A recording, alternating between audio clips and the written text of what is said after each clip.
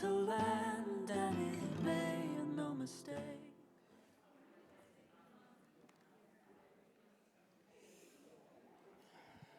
Good afternoon. Hello. Hi, welcome. Welcome, everyone. Welcome to the FFAR Board of Directors annual public meeting. My name is Sahara Moon Chapotin. I'm FFAR's Executive Director. It's great to see you all here today, so many friends and partners. Thank you for joining. Congress established FFAR in the 2014 Farm Bill to build public-private partnerships to fund bold research addressing big food and agriculture challenges. The legislation specified that for every dollar we invest in research, we had to match it with a non-federal dollar. This means that everything FFAR does is through partnerships. We work with farmer groups, we work with industry players, universities, nonprofits, and others to support public agriculture research, fill knowledge gaps, and complement the USDA's research agenda. When FFAR was created, we had a 15-member board of directors, no staff, and no grant-making infrastructure. Since then, FFAR has grown, reflecting the strength of our model and Congress's continued support through additional investments in 2018, 2023, and 2025. Today, FFAR is a pioneering leader in food and agriculture research. We have support from a dedicated staff. We have 20 appointed board members, and we have 5 ex officio board members from USDA and the National Science Foundation. To date, FFAR has awarded nearly 450 grants, investing over $836 million jointly from FFAR and our partners in critical food and agriculture research. We've actually exceeded that matching requirement that Congress gave us. On average, we have leveraged $1.40 for every dollar that we've invested in research, delivering a powerful return on the taxpayer investment. Last year, FFAR celebrated its 10th anniversary, and we used the opportunity to build out more robust systems to monitor our research investments and fully capture our impact. And every day, we are continuing to learn about and amplifying the results of the research that FFAR has funded with our partners. We're now reviewing several of FFAR's programs and consortia each year. We're bringing in external evaluators to assess the effectiveness of our FFAR-funded research and their impact on the agriculture sector. So I'm really excited to be sharing the results of these evaluations more broadly. Just this week, we're going to be posting the outcomes of the evaluation of our ROAR program. That's the Rapid Outcomes from Agricultural Research. And this unique program deploys urgent funding to support research and outreach in response to unanticipated threats, the emerging pests and diseases that threaten our food and agriculture systems here in the United States. So far, the program has funded a large range of programs across 21 states, 16 species. It's generated over 47 diagnostic mitigation monitoring strategies. We funded development of a vaccine for African swine fever, a potentially devastating swine disease should it arrive in the United States. We funded better diagnostic and management practices to protect coffee farmers in Hawaii from coffee leaf rust. We've developed improved approaches to manage cotton leaf roll virus in Alabama. And even more recently, outside the scope of this evaluation, we've funded several awards to curb the spread of avian flu into other species. We're taking the learnings of this and other evaluations to improve our programs. Stay tuned soon. You'll hear about some programmatic enhancements to our ROAR program as a result of this evaluation. Another evaluation we did recently was on a program that we funded with Open Philanthropy on chickpea. The work resulted in higher protein chickpea varieties to help meet the rising demand for protein right now. The New Sicer researchers developed a chickpea variety with 65% more protein. It matures earlier. The seeds weigh less than traditional varieties, and this reduces the amount of inputs that producers need, and it lowers the cost of the seed. The evaluations often will do an economic projection, and they have projected that this variety could generate $41.5 million in economic benefits for producers by 2035, making chickpea cultivation a really viable option for producers in the alternative protein market.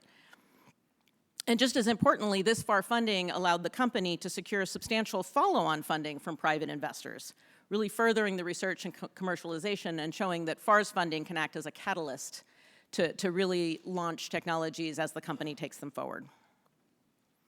So as I look ahead to FFAR's next 10 years, I am very excited for everything we could do together. In particular, I am thrilled that partners now seek FFAR out to amplify their own research investments. Our science team has been busy this year engaging with farmers, with industry, and researchers to tee up new and impactful research programs for next year and the years to come. So while our funding outlook is still uncertain for next year, what you see here on the slide are just a sampling of some of the projects that we intend to award or programs we hope to launch or explore in the coming months with our partners. As you know, farmers aren't divided into animal, livestock farmers and crop farmers. Many farmers integrate those operations across their farm. And to support these farms, we launched a new program this year focused on integrated crop animal systems. We got a really robust response to that call, and I anticipate we'll be making several new awards next year in this critically important area. We also recently issued a special ROAR announcement. ROAR was the Emerging Pest and Disease Rapid Response Program I mentioned, on New World screwworm, which is a serious pest, as you know, that is once again threatening livestock along the southern border and beyond. And this is the kind of rapid response effort that allows researchers to quickly get ahead of dangerous pests and diseases and really complement the U.S. Department of Agriculture's longer-term efforts. We're also planning greater investments at the intersection of agriculture, health, and nutrition. I personally, I'm a mother of 2 children, I really appreciate the growing attention, both at the highest levels of government and across the food industry, to how food impacts our health. FFAR has always invested in research at this intersection of food and health, and now we're poised to make really significant investments in this space.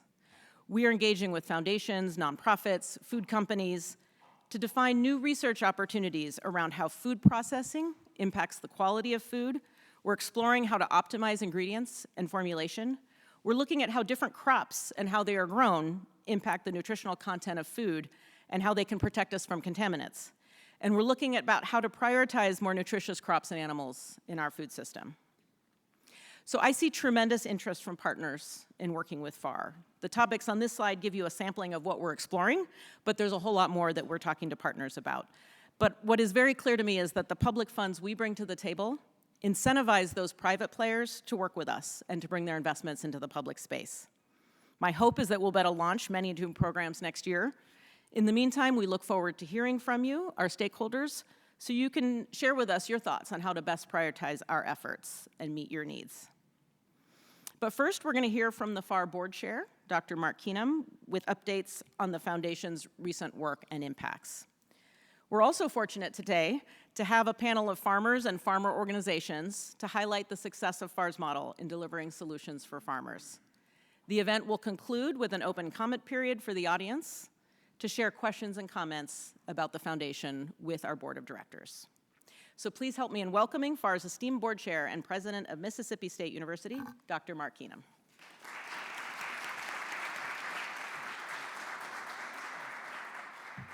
Thank you, Dr. Chapton, and good afternoon, everyone. I'm honored to be here representing our Board of Directors of FFAR, and I just arrived. I came in. My flight was a bit delayed getting in here from Mississippi, and I've been pretty upset, like maybe most of you, about our federal government being shut down. But I was kind of happy that it was, because the traffic was very light, and so got here a lot quicker than I would normally have gotten here from the airport. But anyway, what a wonderful presentation from our Executive Director, Dr. Sahara Moon Chapleton. You know, FFAR, our staff and all of our grant recipients, our partners, just like Dr. Chapman said, we're fighting pests and diseases, reducing production costs for our producers. We're lowering consumer prices, and we're ensuring that Americans have nutritious, healthy food. Who could be against that? That's what this mission is, and it goes back to when Congress gave us the initial funding back in 2014, and as Dr. Chapleton said, no staff, no offices, no bylaws, no structure of any kind other than we had a $200 million check. That's all we had.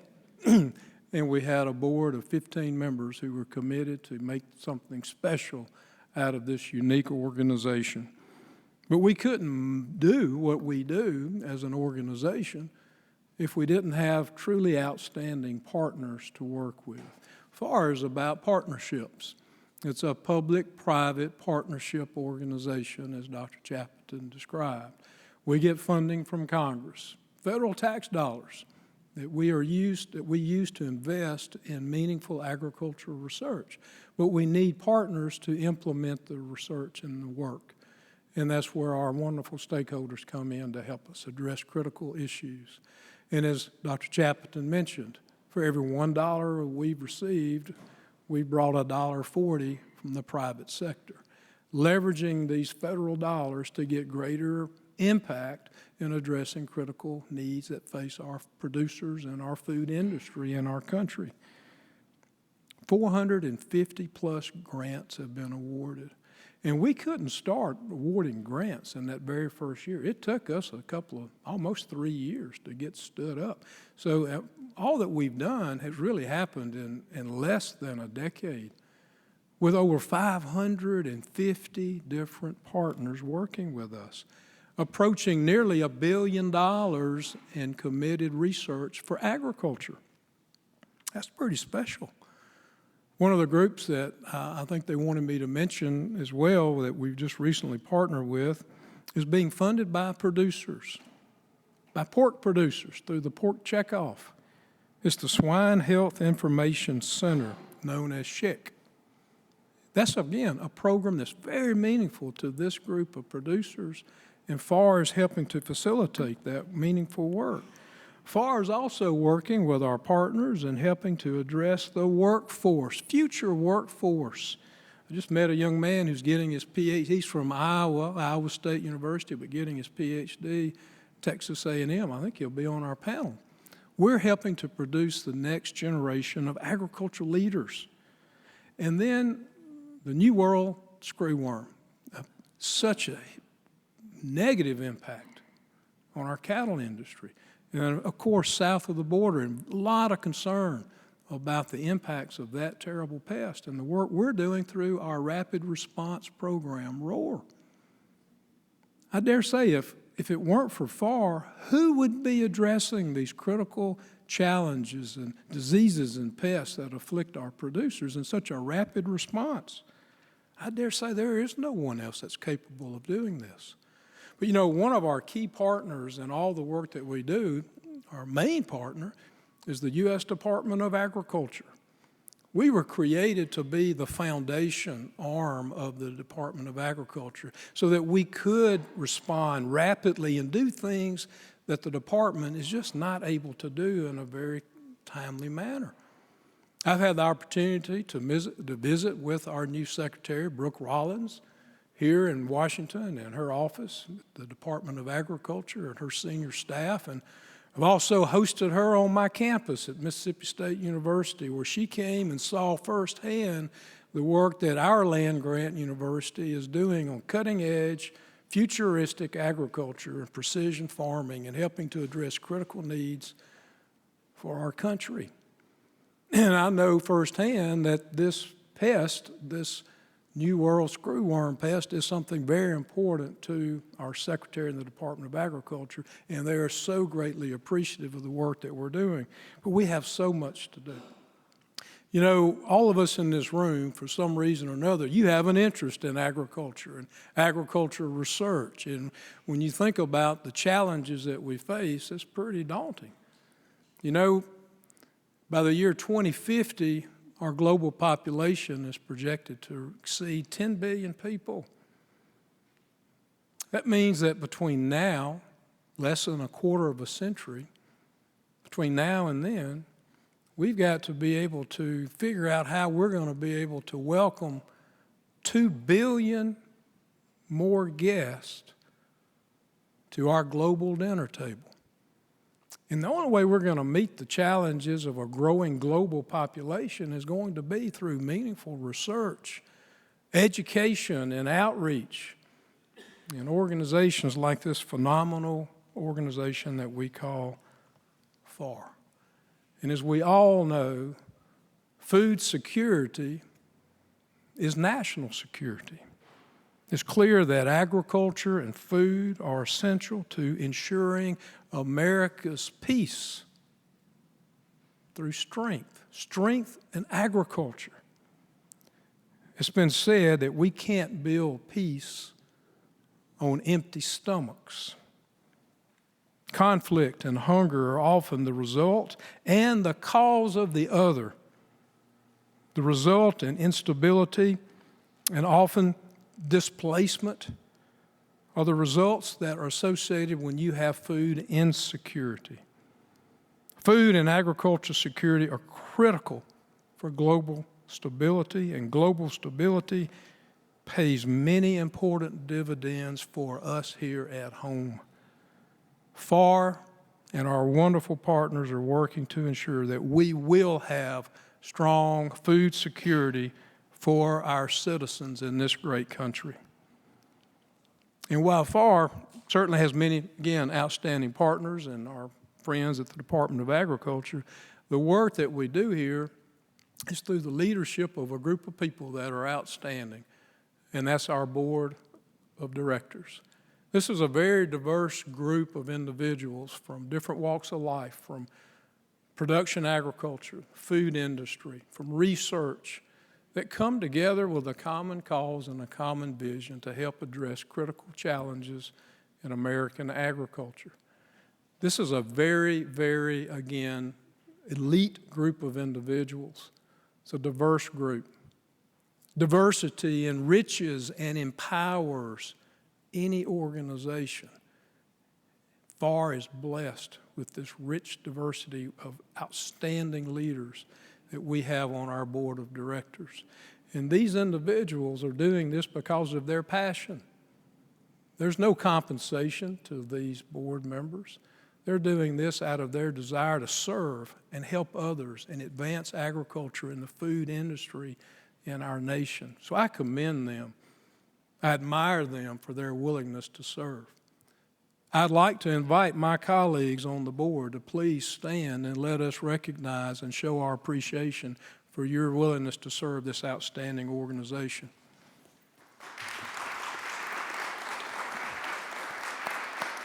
Absolutely.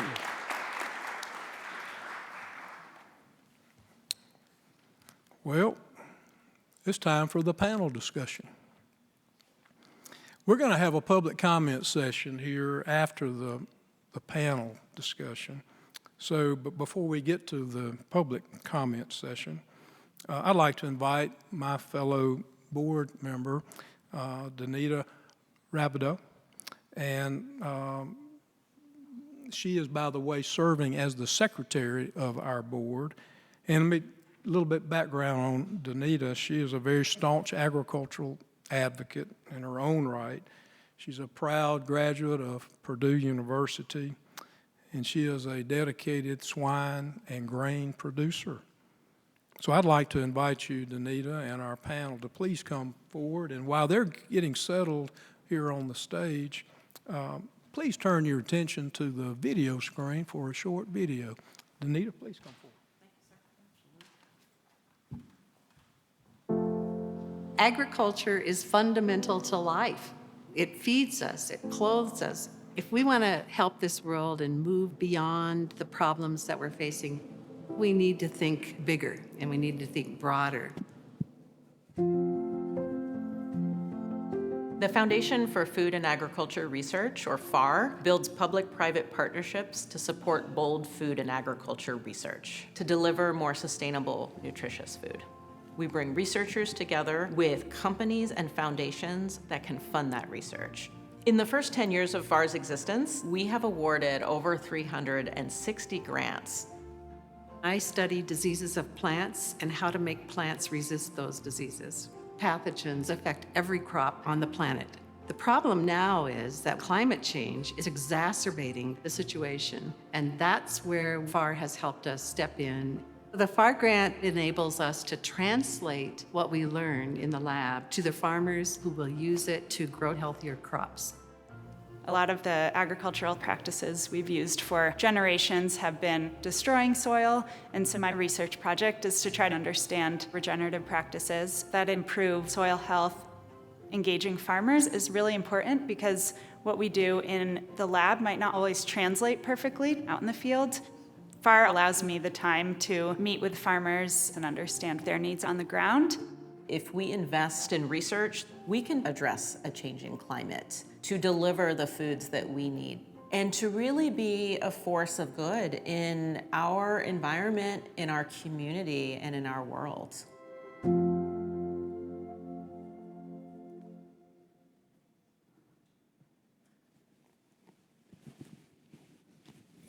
Great video. As Dr. Keenan said, I'm Danita Rodabaugh, and I am a grain farmer and a pork producer from Indiana. I am deeply committed to FFAR's model as it unites farmers and funders to address some of our most pressing challenges for agriculture. As a producer myself, I can tell you there's no shortage of challenges on the farm. We're concerned about many of the items that Dr. Chappeton and Dr. Keenan mentioned. For us, protecting herd health, improving soil health, as well as the rising input costs are a challenge every day. My husband and I farm with his brothers, and we raised our family there on the family farm in Jasper County, Indiana. But I was raised on a farm in Howard County, a farm girl, and still own a piece of that today that my nephew farming it is the 6th generation on some of that farm ground. So the roots go deep. I joined the FFAR board because I wanted farmers to have a voice in developing these solutions. And I'm not the only farmer on the board. I had met one of our board members at a conference, and then when we were talking about the type of farmer that we needed on the board, I know one of those. So Joe, would you stand? And Joe DeBasse is a farmer from California, and he raises organic melons, organic tomatoes, almonds, and cherries. And I met him at an almond conference. And then a gentleman I refer to as my far son, Kyle, would you stand?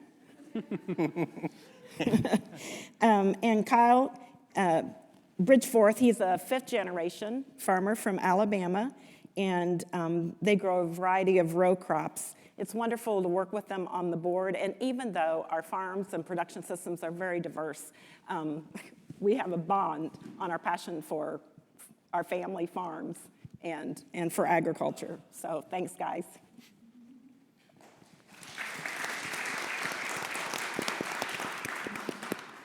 I'm honored to moderate the panel today. FFAR's model is a critical and unique piece of agriculture research puzzle. The public funding that FFAR allocates through the Farm Bill incentives would collaborate with the private sector. The federal investments FFAR makes receives de-risk research and creates a pre-competitive space for industry collaboration. And this collaboration ensures that FFAR-funded research reaches its intended users, those producing our food, our farmers. In full disclosure, just because it was mentioned, I'm a past president of National Pork Board. So when they asked me about serving on FFAR, being on those research committees when I was on the MPPC board and then on Pork Board, and seeing those producer dollars that we had to slice that pie, those pieces were pretty thin. But then the opportunity to partner with others and have that private-public partnership was just really attractive to me, how we could amplify the reach of our research. So joining us today, I have Dr. Lisa Becton, and obviously Lisa and I know each other. Lisa's been funding research with FFAR in her previous position at the National Pork Board and overseeing the pork checkoff dollar investment, and in her current role as Associate Director of the Swine Health Information Center, or what pork producers lovingly call SHIC. Chad Ellis is a land management expert, CEO of Texas Agriculture Land Trust. Chad formerly managed a $19 million project co-funded by FFAR and Noble Research Institute to understand the impact of grazing management decisions on soil health. Also, Amanda Butterfield owns and operates Maple Valley Cattle Company, with her husband and daughter in Somerset County, Pennsylvania. Her cow-calf operation practices adaptive intensive grazing. Amanda embraces principles of the Nobel research to demonstrate the soil health benefits of these practices, and I learned when we introduced ourselves to each other that we used to be neighbors. How about that? And then Ryan Hamburg is a PhD candidate at Texas A&M University and the son of an Iowa row crop farmers. Ryan is also a 2024 FAR Fellow. This program advances graduate students' careers in agriculture through programs. Ryan's research on non-chemical weed control in cotton is sponsored by Cotton Incorporated. So we want to hear from our panelists, and first question is for Lisa. SHIC's mission is protecting and enhancing the health of U.S. swine herd. With that in mind, why does SHIC invest hard-earned producer checkoff dollars into research with FAR? Sure, thanks, Danita, and thank you for the opportunity to visit with you all today. The big value that we see with our partnership with FAR is the ability to expand and augment our producer dollars. And so we work very closely with our producers to identify what are the main priorities in disease research and questions that you have. And then over time, working with FAR, we really have had the opportunity to expand our ability to address, just like the sign says, bold science for big challenges. And one of those opportunities for us was to look at what we call wean to harvest biosecurity. And biosecurity is a big one because that's really one of the main mechanisms that we use to keep diseases contained, but also to keep them out of our production. Because whether it's a foreign animal disease, a disease we have within the US, or if it's an emerging disease, if we can't rely on biosecurity practices, we're in trouble. And so we partnered with FAR back in 2022 to initiate a really big project to assess biosecurity from all different components. And so that included what's happening in a farm, what's happening with the people and looking at the sociology and psychology of what their thoughts are, but also assessing what's going on with transportation. Because our pigs don't just walk everywhere, we gotta move them. And so having the ability to really take a look at this big challenge and come up with usable solutions that are already going back into producers' hands as we speak, that's been a huge issue. We funded over 24 projects up to this year for over $2.3 million. And again, they're funding projects that we are transmitting back to producers to use. And FAR also helps us because we have our producer communication networks, but working with FAR also provides the opportunity to expand that network and reach to areas that we may not have thought for. But also, it helps us visit with other species to see what are their problems, how do they match with ours, can we work together on these big issues? So I know it's a long answer, but a lot of really exciting work and opportunities the pork industry has been able to realize through this partnership with FAR. Thank you, Lisa. Chad, next one for you. Throughout your career, you've focused on conservation and stewardship to keep the land healthy and productive in the face of new challenges. How do you see FAR-funded research addressing these challenges that either you use on your farm or your Texas stakeholders use? Oh, yes. Dr. Keenum, you mentioned the $10 billion in 25 years. And in Texas, it's actually, I'm feeling it today. We gained 1,400 people moving to our state daily. We have 1,023 acres of working lands that are being converted to the last crop of concrete daily, right? So those pressures are real. Those pressures are hard for me of how do I keep the next generation and this working lands working, not only providing for our family, but for all Texans. And that's where that key component that I so passionate about with FAR over the years has already helped me in my operation, right? The research from principles and soil health and how to incorporate those and build resiliency in our operation has been key, right? We're seeing droughts, floods, and wildfires, and all of these things are coming, and we can, be more resilient. We can act quick. I looked like Fabio about 6 months ago before this New World screwworm, and today you look at me and I look like Danny DeVito. That's right, that's stress. And that's a real life when we think about agriculture and what we have. But the ROAR program and things like that give me assurance that I'm not in this alone, right? I have a community that's in this room and a community of FFAR that is passionate and cares, and its really sole aspect is around the people. So I appreciate that. I appreciate that. Thank you very much. Amanda, what do you see as the benefits of research collaboration between scientists and ranchers for your farm, and how does that collaborate with the research that you've been involved in and its impact to your farm and operation? Yeah, thank you. So talking a little bit about my farm. So southwestern Pennsylvania, just southeast of Pittsburgh, on the left-hand side of the states, the better part of Pennsylvania. There is strip mining. Not sure if anyone's familiar with strip mining. I grew up with it, so I kind of figured everyone knew about it. But basically what they do is take off the top of it, sell the topsoil, take the whole entire mountain away, take the coal out, and then put it back. And they really don't care how it's put back. That changes the entire system of how water flows. So all those wells and cisterns that have been established for millions of years are completely disrupted. So the farm that we purchased 8 years ago was strip mined in the 80s. It was very poorly taken care of afterwards. So in fact, I was telling them earlier that my exact neighbor to me, to that our pasture faces against, if you go on our fence line, there's this much difference because their land has been in CRP and conservation methods for the last 20 years, and we lost that much soil in the last 20 years, not because of my husband and I, but because of bad practices within the operations there. And so we decided to buy the farm 8 years ago. We were former dairy farmers, so we call them reformed dairy farmers. So we decided to go to cow-calf operation for a few different reasons. We bought the land with the help of NRCS. We put in fencing, water systems, and put grass in there, and started intensively grazing cattle. So looking at all these challenges, and we've touched upon a few, and I wrote them down because I got to thinking about this because I think this is a very unique time in agriculture. Extreme weather patterns, just like Chad said. We are in our second year of drought in western Pennsylvania, but which is really weird. In May, we had 15 inches of rain in 1 month. Our annual rainfall is 6 inches. Now we are in drought. We have shifting and volatile markets.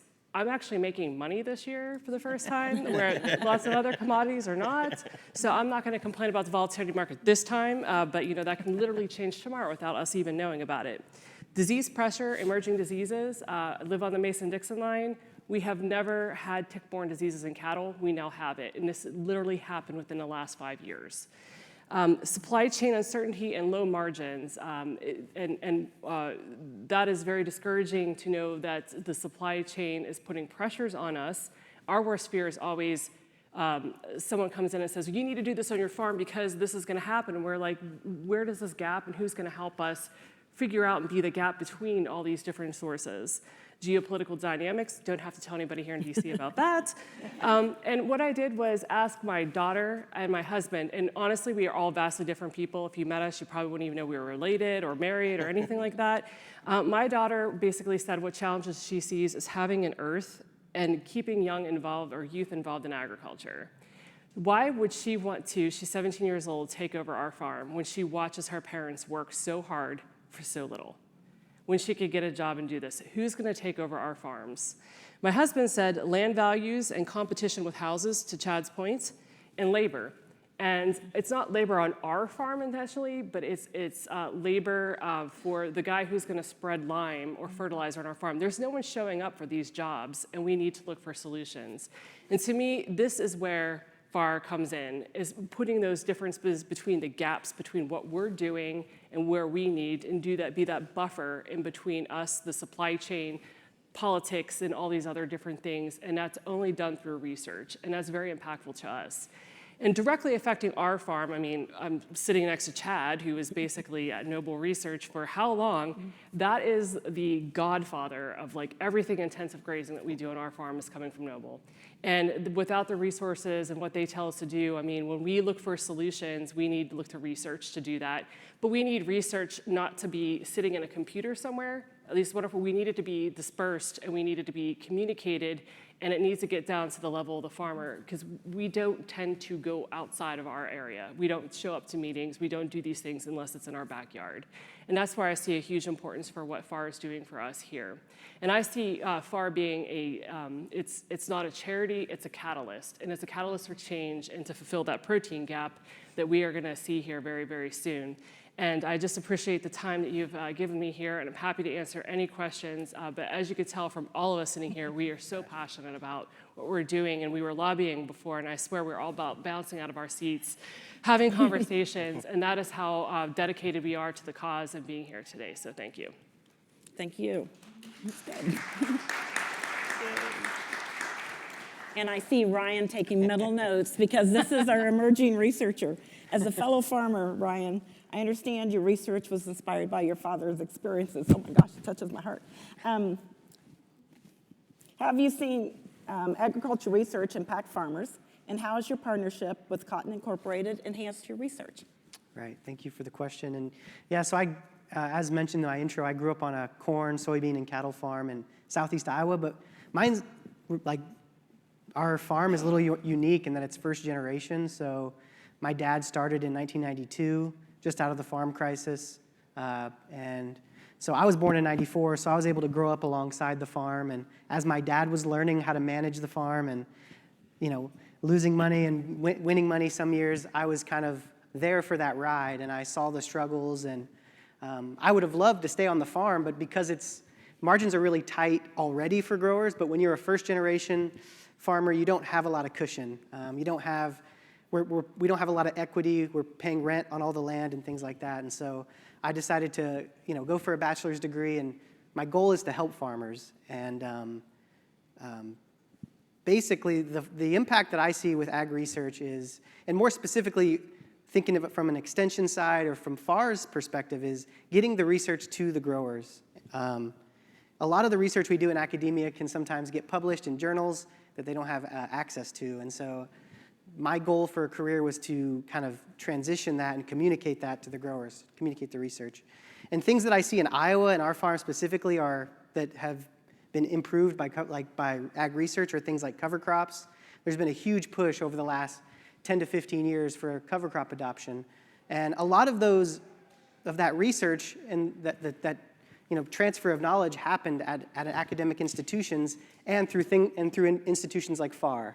And growers like my dad don't have the profit margins to play around with some of these tactics. They're very risky, and so government-funded research, federally funded research is really important to sort of take on those risks, prove what works and what doesn't, and then the farmer can adopt it from there. And then on the second part of your question, the way working with Cotton Incorporated through the FFAR Fellowship Program, so the way the FFAR Fellows work is FFAR matches half of my PhD funding, and then an industry partner must come in and match the other side. And in this case, Cotton Incorporated, which is a commodity group, but in order for that commodity group to be willing to fund half of my PhD, it must be very relevant to their stakeholders.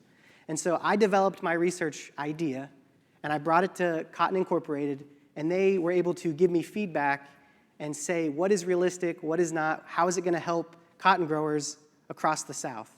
And so we shaped that research project based on the stakeholders' needs, and that's why the FFAR Fellows Program is so important, is it has that industry or commodity group component with the research. So, yeah. Thank you. Very good. We're going to try to squeeze in a second question for all of them here, but and I know you mentioned some of them, Lisa, but FFAR is currently funding 4 programs with SHIC. What solutions are swine producers able to implement as a result of SHIC's partnership with FFAR? Sure. Boy, where do you start? We've got 4 different programs that we have been working on. The first one I mentioned, obviously, was the Wean to Harvest. And then the second one came about because of an emerging disease called Japanese encephalitis virus. The third program that we're currently working on right now is for H5N1 influenza, specifically looking at it in swine. But then we've also funded other projects within our plan of work, which is basically our operational plan, still identifying producer-driven needs and addressing those. And so one of the things, obviously, weaned harvest is probably the most recent one I can provide examples, but we've looked at different mechanisms for truck washes. You think, okay, how hard is it to wash a vehicle? Well, I don't know if anybody have ever done it, but it's not fun. It's not really fun for the person doing it, and it's not fun for the farmer and the producer, because now they have to wait on a critical piece of equipment until it's clean and ready to go, because we know that piece of equipment can spread disease if it isn't cleaned. And so some of the things we're working on is looking at novel techniques such as robotics, whether or not that can be used in a truck. We're also looking at different mechanisms for disinfection, using cloud disinfection methodologies, using things like they've used with Department of Defense, chlorine dioxide and other things like that. We're also in a project right now outlining where is the point of contamination on that interface between a producer bringing a load of pigs to market and the packing plant. And so then we've come up with some ideas of things we can do to clean the dock. And so all of those things, and that's just a very broad brush, are directly applicable on farm. We do some basic research, and you do need to have that foundation, but our goal really with the partnership with FFAR is to identify things we know we can put right out there for producers as soon as that research is done. Thank you, thank you. Chad, you're no stranger to FFAR's model and our research. What do you hope to see as you think about the future of U.S. farming and the role that agricultural research plays?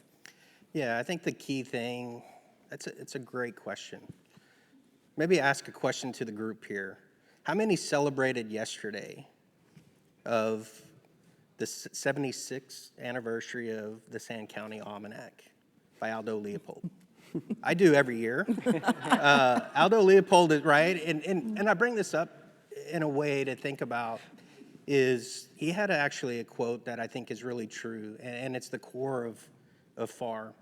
It was on his economic paper, and he said, ultimately, conservation is about rewarding the private land stewardship that is stewarding the public good, right? I grew up in a small ranching farming community, graduated a class of 4. So I kind of dummied that down a little bit for me, and I kind of call it the 3 C's. Conservation without compensation is only a conversation, right? And so we have to be profitable. We have to be able to help empower producers. And it's not just one thing. That's what I love about FFAR. It's acting on multiple aspects. I think of some of the past work of research work of the Ecosystem Service Market Consortium.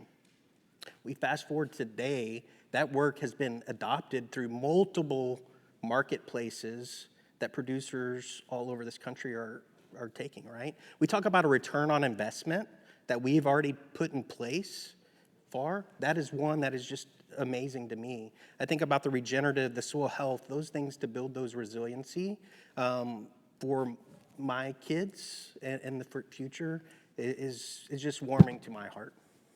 That's awesome. Thank you very much. Amanda, as a farmer, why is agricultural research important to you? And is there a specific research that excites you?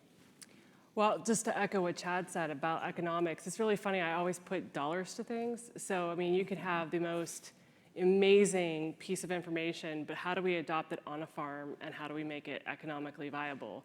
And that is something that gets me really excited, because we need to be profitable. People forget that they go to a farm and they're like, well, we produce food, but you're like, but we run a business here.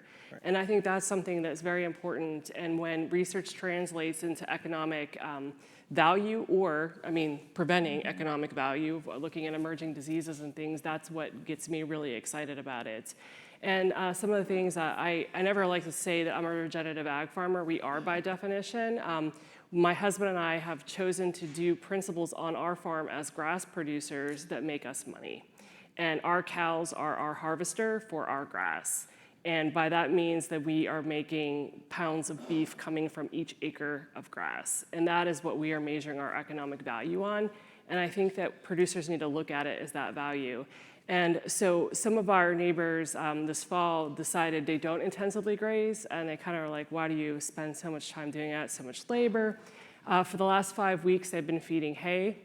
We've been still grazing. We're still out there in the pasture.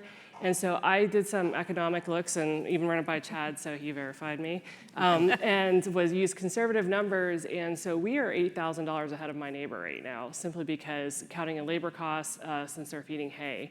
And I think that's what we need to talk about when research comes in and how it delivers an economic return for producers, and how it's going to benefit not just the supply chain, but us as well too, because just like Ryan said, there's huge risks that if we decide to, hey, we're going to try something, that could blow up and we lose our business.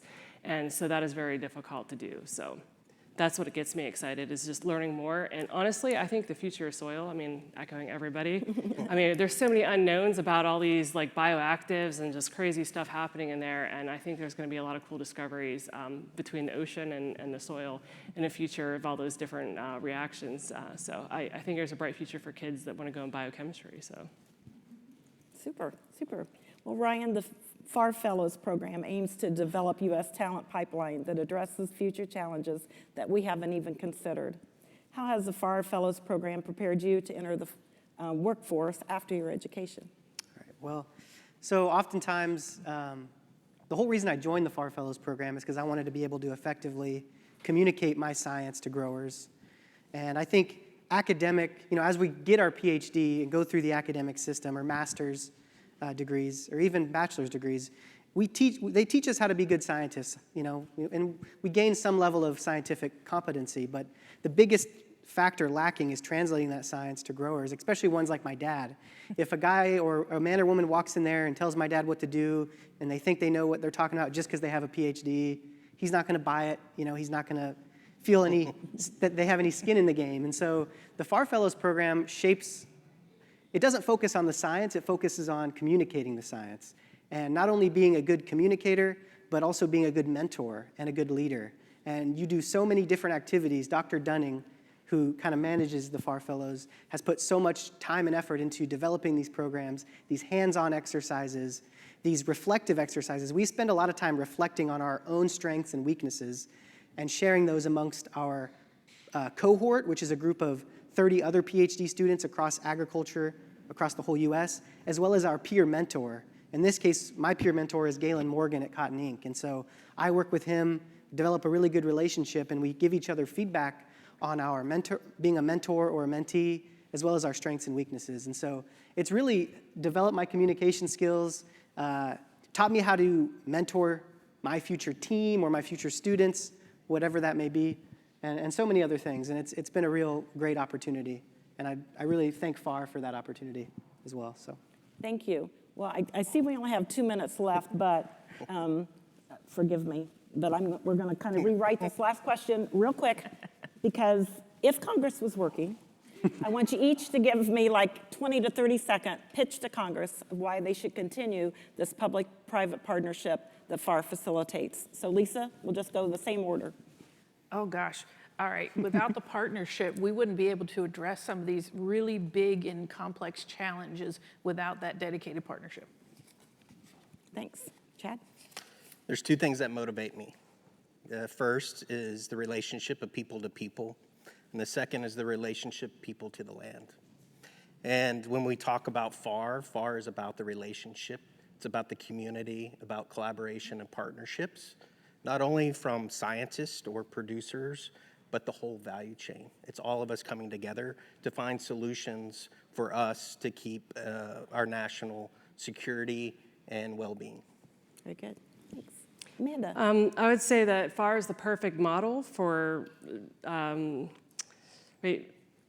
puts me on a spot, sorry. I would say, okay, so FAR is the perfect model for every public dollar is matched with private investment, then thus multiplying a lot of the impact. And basically, if we want to stay American, we want to keep American agriculture very competitive, we need to invest in American agriculture, and also so that we produce food. I think people keep forgetting it's food. That is the one interest everybody has, is food, and we need to keep reminding people that we need to invest in food systems for that reason. Thanks. Right. Yeah, and just talking from the FAR Fellow side, these research dollars that FAR is committing and these industry partners are committing, they aren't just going to solve very important problems, but they're also training future scientists and future leaders who are going to go on to be innovators. And so it's important we keep that pipeline going and we keep training. Because as we said, the ag sector is running out of manpower, for lack of a better term, or workers in the industry. So we need that training pipeline, and those dollars get put to good use. Yeah. Thank you. Well, I've always said that the only pathway forward for U.S. agriculture and beyond is through innovation and research. So help me thank our panel for a great presentation today.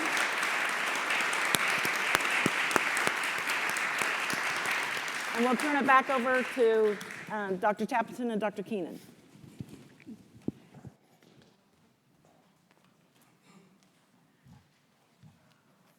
Well, thank you so much. What a fantastic panel. Really, really enjoyed hearing from them. We're going to move into the public comment Q&A session. Dr. Keenan is joining me here on the stage. First, I want to reassure you, if you submitted a comment, those comments will be shared with our board, every single one of them. And what I'd like you to do now is, if you'd like to share the comment that you submitted, or if you have a new comment or a question, raise your hand. We'll bring you a microphone. And we'll take a stab at answering your question, and I'll call on any of the board members who would like to join in and help to answer. So the floor is yours. What would you like to tell the board or hear from the board?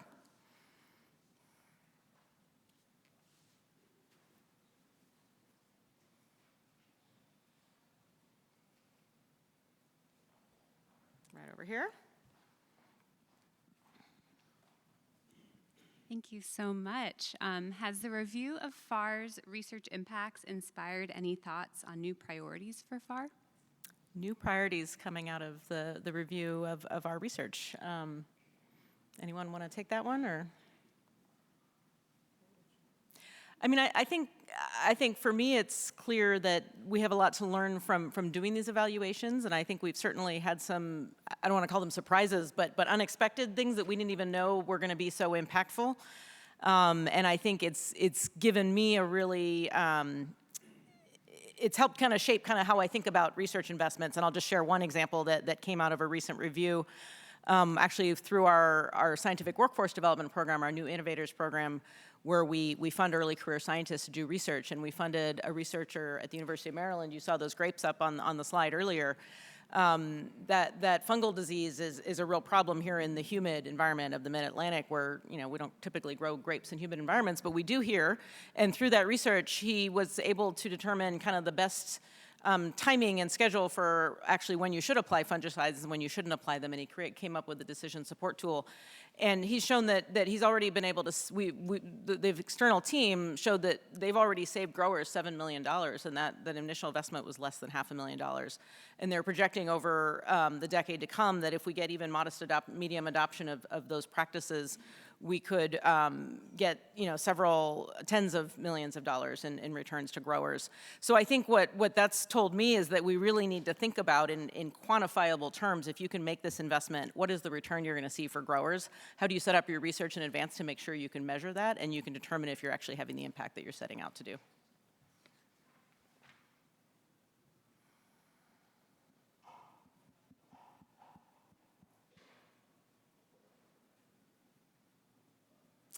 Yes. Hi, Sahara. I thought since nobody's asking questions, I'll start.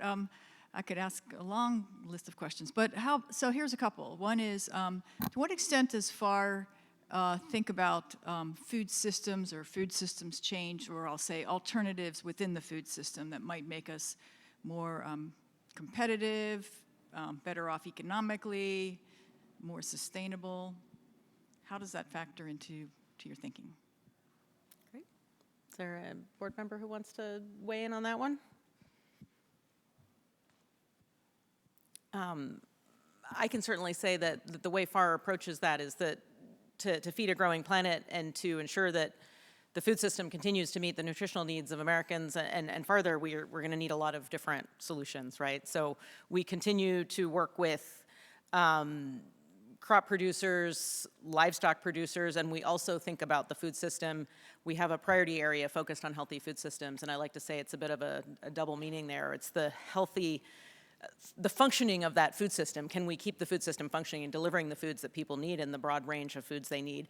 And also, can we ensure that it is continuing to deliver healthy foods, the foods that our children need to grow up healthy and strong?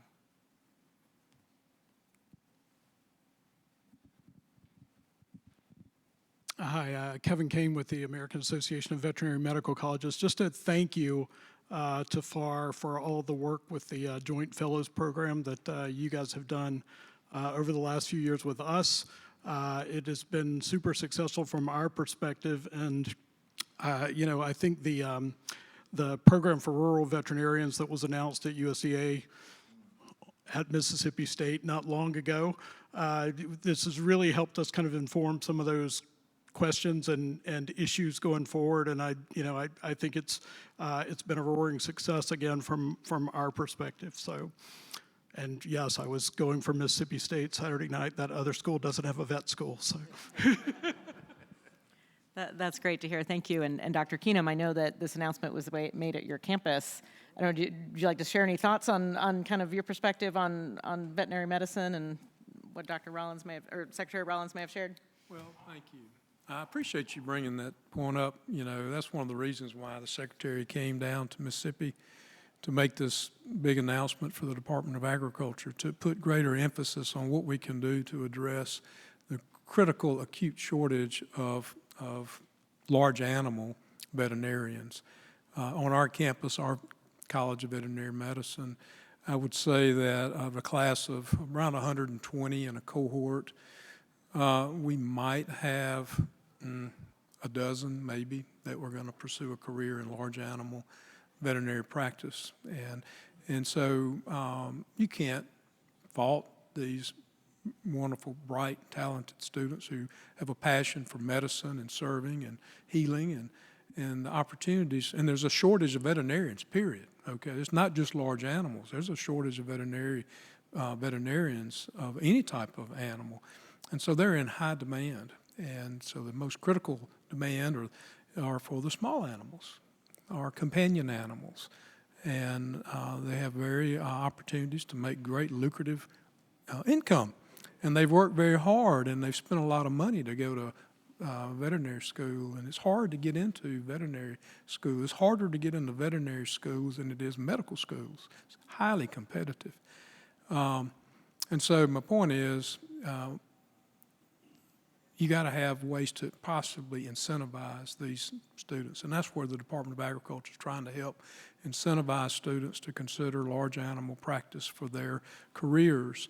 And again, we're very pleased that this is something that's very passionate to our secretary and to the department and what they're trying to do. So we were more than honored and thrilled to host the secretary to help her make this wonderful announcement.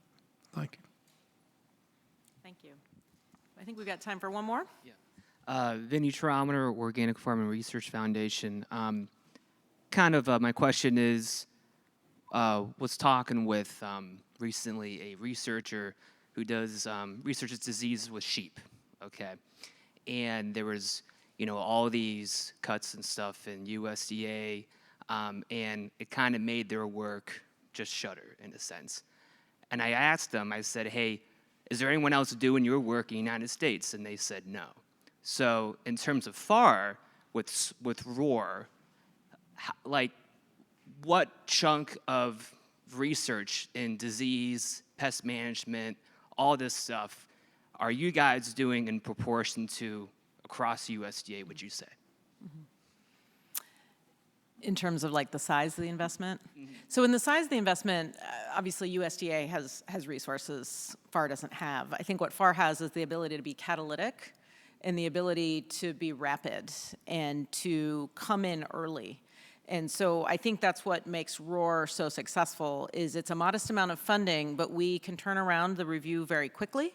and we can address an emerging pest or disease before it even arrives in the United States, which is not always the case with the federal agencies. And we can work through different modalities. We can bring many different partners to the table. And I think what has made those ROAR investments so successful is they have allowed researchers to start tackling a problem right away, just as it's emerging or about to emerge. And those researchers then build up the data that they need to go to USDA for a much more significant investment, but without that initial investment. And it also, you know, like I mentioned, the coffee leaf rust, those growers in Hawaii, just based on the FFAR investment, were able to get the basic information they needed to protect their farms from coffee leaf rust, and really help to protect that industry from a devastating disease that, you know, has been moving across the world. So I think, like I said, in terms of dollars of magnitude, I mean, I would love to have the resources that USDA has, but we're a different sort of entity. But we can take every dollar we get and we can make it really mean something. Yes, come on up, or take the mic. So I just want to go back to the supply chain comment, because I think it's a really important comment, and especially when it comes to FFAR. As a disclaimer, I'm Polly Ruland. I'm the chair of the Partnerships and Development Committee here at FFAR. And I can tell you that we are actively seeking cross-chain partnerships that are non-traditional to FFAR, meaning that there are many entities across the chain that have significant investment and brand equity in maintaining a resilient supply chain, be that from production to distribution. And lots of those entities are not partnering with FFAR currently, and we really wish they would, and we're actively seeking those kinds of partnerships. So any entity that's private that is interested in resilient supply chains, and particularly the resilience of agricultural productions as it goes into supply chains. I mean, when we think about supply chains, there's one place cash enters the system, it's the consumer. There's one place raw material enters the system, and that's the producer. Everything else has to build resilience to make it work. And so it's a call for help to find us and help us find those resilient partnerships from production all the way through to distribution, so that we can make the supply chains more resilient, and we can partner with those entities that are responsible for things like distribution, processing, et cetera. So I just thought I'd add that, because I really like the supply chain question, and it's really relevant to us post-COVID and as we go into additional challenges in agriculture, be they environmental, be they commercial, be they global, and FFAR hits on all those. So thanks for the question. Thank you, Polly. With that, sometimes the best conversations happen casually, one-on-one. We have a little bit of time for you all to interact with our board members. But first, I want to just thank our panelists today for a wonderful session. Absolutely.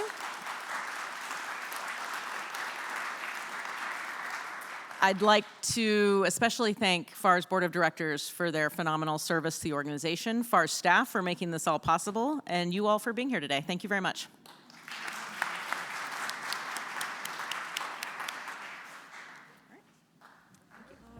Though I shouldn't be, I lost all sensibility. Ooh, I've never been so fragile.